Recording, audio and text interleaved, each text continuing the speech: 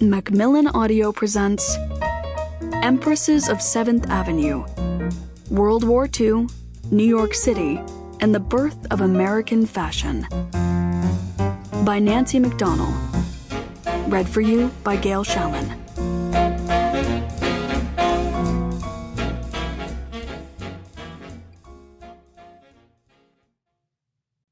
Introduction.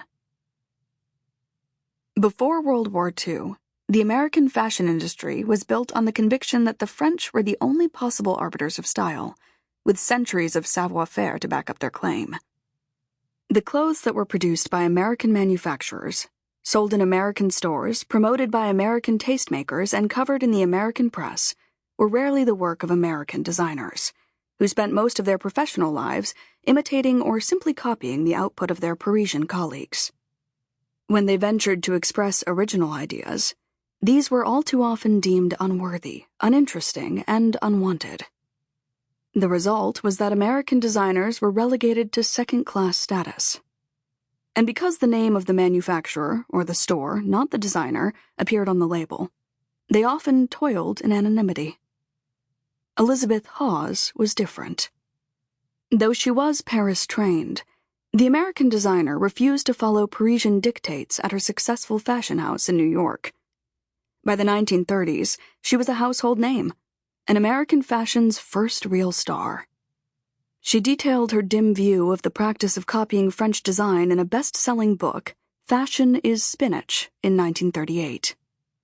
The American fashion industry, in Hawes' view, was continually trying to sell women what they didn't want or need, i.e. spinach, while brightly pretending it was something else.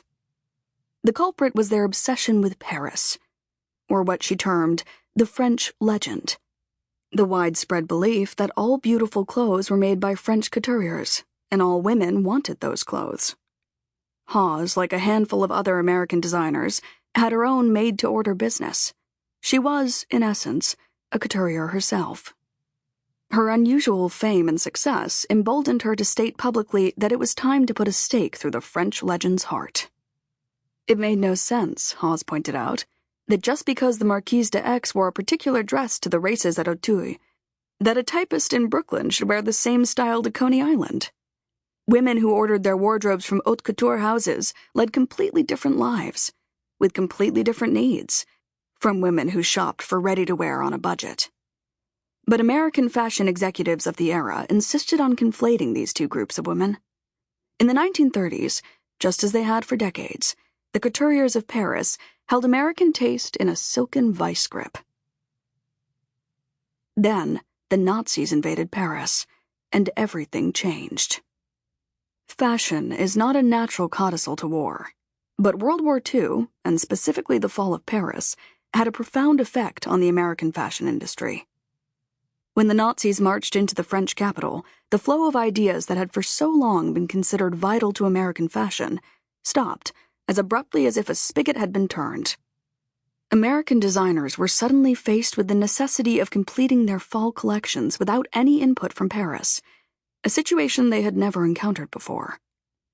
The manufacturers and retailers who employed them quaked at gambling on designs that lacked the pre-approval of one of the great Paris couturiers.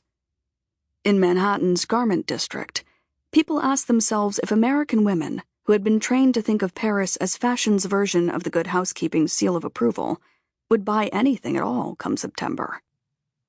Despite its status as a powerhouse of garment production, New York City had nothing approaching the cachet of Paris when it came to determining style. To some, Hawes included, the war was an opportunity to rectify what they perceived as a wrong. New York, they argued, was just as qualified to be a fashion capital as Paris. Others felt that without Paris, New York was just a manufacturing hub, all factory and no flair. The summer of 1940 forced the issue to a head. Those who saw American designers as flunkies best suited to adapting the work of their French betters were forced to comply with their more optimistic peers. But the more interesting story is that American fashion did not just survive the war. It thrived beyond even Elizabeth Hawes' considerable imagination.